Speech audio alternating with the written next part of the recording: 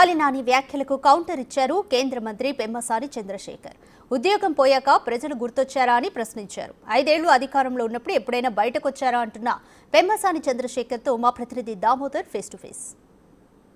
ఇప్పుడు అత్యంత సంచలనం కలిగించే విషయం, నిన్న కొడాలి నాని మాట్లాడాడు, ఉద్యోగం లేదు కాబట్టి నేను జనాలకు కనిపించిన అంటే ప్రజాప్రతినిధిగా లేకపోతే ప్రజలకు సేవ చేయరా. ఈ విషయంపై మనతో మాట్లాడడానికి కేంద్ర మంత్రి పెమ్మసాని గారు ఉన్నారు. సార్, నిన్న మీరు కామెంట్స్ చూశారు, ఉద్యోగం లేకపోతే మేము ప్రజలకు ఏంటికి కనపడతామంటూ కొడాలి నాని మాట్లాడారు. దీనిపైన మీ కామెంట్?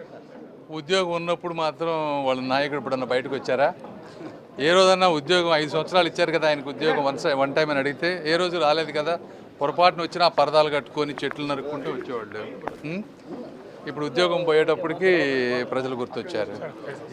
గ్లామర్గా ఉన్నాడని చంద్రబాబు ఆయన మీద టార్గెట్ చేశాడని వంశీ గురించి మాట్లాడతాడు. గ్లామర్ అంటే అదేం సార్? నేను అవన్నీ మాట్లాడే అన్ని చిల్లర మాటలు అవన్నీ ఏదో మాట్లాడతాను. రాష్ట్రానికి ఇంకా మరిన్ని నిధులు బడ్జెట్లో ఎలా వస్తుంది? మాకు కంటిన్యూస్గా వర్క్ చేస్తూనే ఉంటాం. ఎక్కడ అవకాశం ఉంటే అవన్నీ తీసుకొని వస్తూ ఉంటాం. Thank you.